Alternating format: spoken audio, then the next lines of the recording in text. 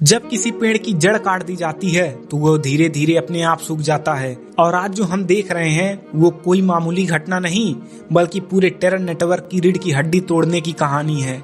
हम में से कोई भी पहलगाम में हुए उस आतंकी हमले को नहीं भूल सकता जहां निर्दोष भारतीयों की जान गई थी। वो हमला अचानक नहीं हुआ था, वो पूरी प्लानिंग के साथ किया गया स्टेट सपोर्ट अटैक था। और इसके पीछे सिर्फ आतंकी संगठन नहीं बल्कि पाकिस्तान की आर्मी और आईएसआई की पूरी नेटवर्क थी।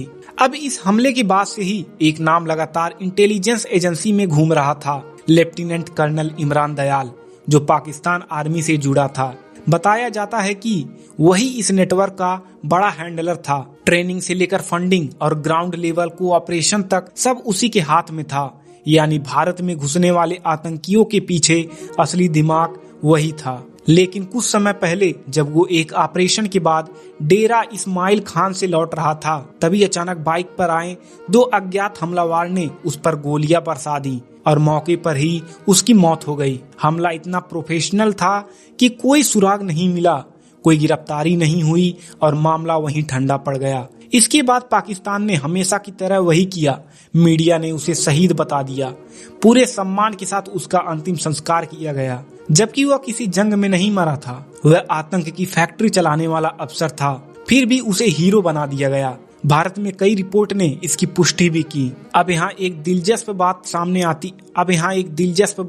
आती है। फिल्मों में हम देखते हैं कि हीरो दुश्मन की जड़ काट देता है और असल जिंदगी में भी कुछ वैसा ही होता है। पहले आतंकी मारे जाते हैं, फिर उनके हैंडलर, फिर ट्रेनर, फिर प्लानर और धीरे धीरे पूरा नेटवर्क खत्म हो जाता है। ये कोई एक घटना नहीं है, पहले भी ऐसे कई मामले हो चुके हैं। जैसे शेख मुजाहिदीन गुरदासपुर और आर्मी कैंप हमले का मास्टरमाइंड था, बाद में बाइक सवार हमलावर ने उसे भी खत्म कर दिया।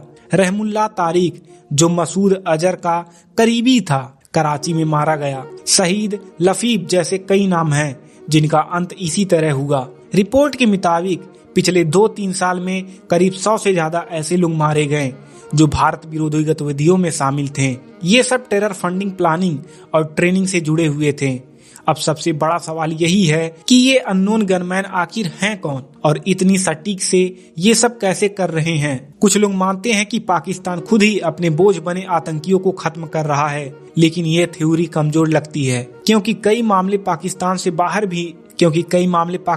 बाहर भी हुए हैं। अब जो सबसे मजबूत सोच सामने आती है वो ये है कि सीधे आतंकवादियों को नहीं बल्कि उनके आकाओं और हैंडलर को टारगेट किया जा रहा है, क्योंकि आतंकी मरता है तो नया आ जाता है, लेकिन हैंडलर मर जाता है तो पूरा सिस्टम टूट जाता है। और जब हमला अनजान लोग करते हैं तो बिना किसी दावे के तो इंटरनेशनल दबाव भी कम रहता है। एक और वजह AFATF भी है। अगर पाकिस्तान मरे हुए लोगों को आतंकी मानेगा तो उसे फिर ग्रे लिस्ट में डाल दिया जाएगा, इसलिए मीडिया उन्हें शहीद बता देती है। आखिर ये वीडियो किसी देश का नाम नहीं लेता, कोई दावा नहीं करता, बस घटनाओं को जोड़कर एक पैटर्न दिखाता है।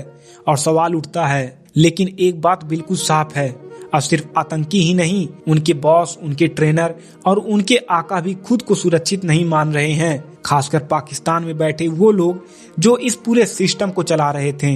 और यही डर इस टेरर इकोसिस्टम के लिए सबसे बड़ा झटका है और होना भी चाहिए। आप इस बारे में क्या सोचते हैं, कमेंट में जरूर बताएं।